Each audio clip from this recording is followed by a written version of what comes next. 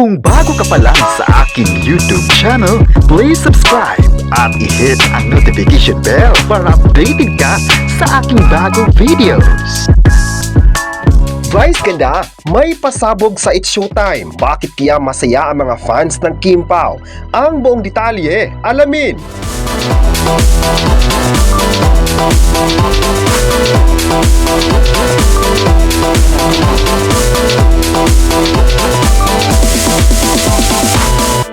Ngayong hapon, mainit pa rin ang pasabog na balita dahil nga sa suporta ng mga tao sa It's Showtime, patuloy pa rin itong napapanood sa ABS-CBN at maging sa bagong collab ng kapamilya sa All TV Channel 2. Marami naman kasi ang nagkakagusto sa kanilang mga pasabog tuwing tanghali. Latest niya ngayon na nagkaroon ng paayuda sa mga fans ang ginawang paandar ni Vice Ganda kay Kim Chiu sa isang episode ng It's Showtime. Tila biniro ni Vice Ganda si Kim kung saan binanggit niya ang linyang asawa ni Paolo Abilino. Sa naturang oras na iyon ay nagulat agad ang mga fans sa naging paayuda na ito ng Ankabugable Star. Sinabi agad ng fans na grabe ang naging suporta ni Vice Ganda sa buhay ng Kim Pao. Masarap raw pakinggan na pati ang Ankabugable Star ay nagpakita ng love sa kanilang idolo.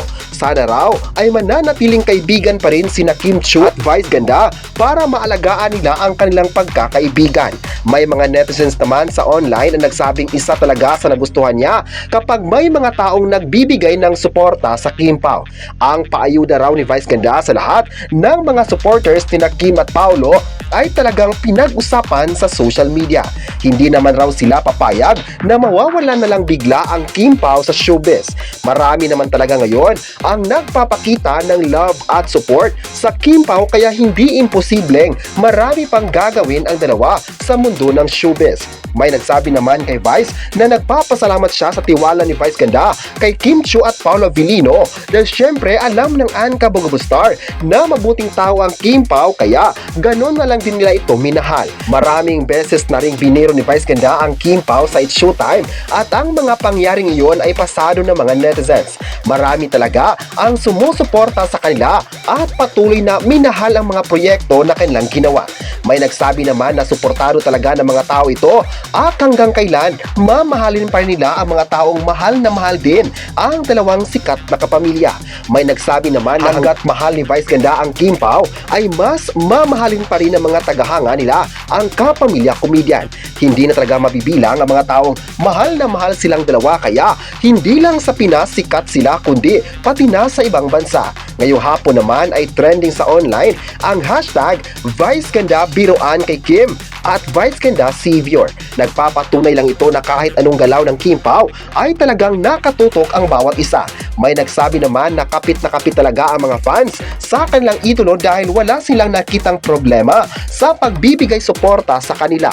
May nagsabi naman na best love team raw para sa kanila ang Kim Pao dahil makikita raw na unti-unti pa ring nakikilala ang kanilang pangalan sa industry. Sa online naman, may mga fans ang nagsabing sana magkakasama pa rin sina Kim at Vice para more paayuda pa sa mga fans. Masarap sa mata na mahal na mga kaibigan ni Kim ang kanilang tandem ni Paolo Abilino. Kaya ang pagmamahal na ito ay nakaka-proud sa lahat ng mga viewers. May mga fans naman na nagsabing deserve naman talaga nila na mabibigyan ng support sa bawat isa dahil maganda ang takbo ng kanilang tandem. Kaya wag na tayong bibitaw sa mga posibleng gagawin pa ni Vice Ganda kay Kim Chiu at kung paano pa sila magti-trending sa It's Showtime. May mga fans naman online na nagsabing sa 2026 ay marami pang mga biruan at paandar mula kay Vice at Kim. Kaya abangers na talaga tayo rito. May nagsabi naman na papanoorin talaga nila ang Showtime dahil kay Kim at Vice. Nakaugalian na nila na manood ng It's Showtime dahil sa mga bardagulan na mangyari sa loob ng programa. Kaya wala talagang magpapahuli sa mga susunod na episodes na magpapagulat sa mga viewers sa pananghalian. Sa kabilang banda naman ay kilig ang nararamdaman ng mga fans sa pagpunta ni Paolo Abilino sa nakaraang Santo Niño Festival. Sa online, bumaha ang laging komento ng mga tao matapos may isang fan na nagbahagi ng kanyang kasiyahan nang nakita niya ang aktor sa Cebu. Pero ayon pa ng aktor, nagpapasalamat siya sa mainit na pagtanggap ng tao sa kanya sa Cebu City. Nakita ron niya na marami ang dumalo para sa pagdiriwang ng taon-taong selebrasyon ng festival. Kaya sa online naman ay marami ang natuwa dahil nakita nila ang aktor na nagbigay nagbigay ng saya sa mga deboto. Napakasaya raw ng mga tao nang makita ang aktor na game din sa mga saya na gustong ipakita sa publiko. Marami agad ang napawaw sa dedikasyon ng aktor na ang goal lang naman nila ay mapasaya ang mga tao.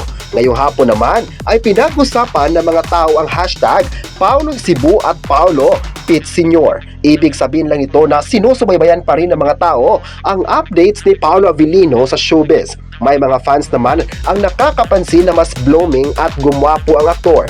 Ito talaga ang napansin ng mga tao kay Paolo Avellino kaya hot topic agad sa social media. Gwapo naman talaga si Paolo at ang babait pa.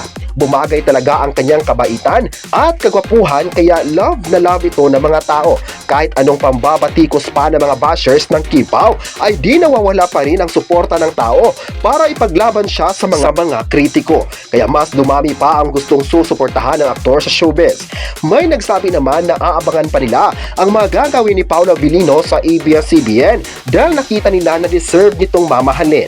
Gusto din talaga ng mga tao na si Kim pa rin ang makakasama sa mga proyekto nito sa TV. Request ng fans na sana mapapanood din si Paolo Avellino at Kim Chiu sa sinehan na isa talaga sa sigaw ng mga tao. May nagsabi naman na masaya siya na makitang present si Paolo Avellino sa Cebu dahil kinilig siya sa pormahan nito.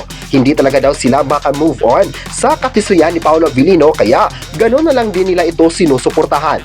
May nagsabi naman na handa pa ang mga fans na kiligin na naman sa mga susunod na proyekto nila sa ABS-CBN. Sana raw ay maalagaan pa rin sila ng network para patuloy na mapapanood ito sa TV at sinihan. Pero nakita naman ng mga tao ngayon na marami pa silang ginawa na talagang nagustuhan ng mga tao. Mula sa events at maging sa mga projects nila sa TV, hindi sila nababakante kaya masabi raw nila na mahal sila ng kanilang network. Ano pa kayang mga proyekto ang gagawin nila sa taong ito? Maalalang nagkaroon sila ng mainit na usapin sa social media tungkol sa mga posibleng gagawin nila sa mga palabas sa TV.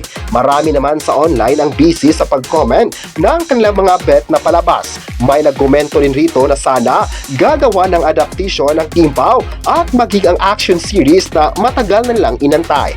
Grabe naman talaga ang appeal ng Kimpaw pagdating sa mga viewers dahil puro positibo ang nakuha nila sa mga tao. Kahit may mga bashers, wali pa rin ito sa mga taong patuloy na nagmamahal sa kanila. Kaya, aabangan pa natin sila at susuportahan ng mga upcoming projects sa ABS-CBN. Alam ng lahat na mabibigyan pa ng mga deserving series at movies ang dalawa after ng kanilang successful project na The Alibi. Ano ang masabi nyo na may pahayag na si Vice Ganda sa Kimpaw? I-comment na kung sinusuportahan mo ba ang Kimpaw at huwag kalimutang isubscribe ang ating YouTube channel.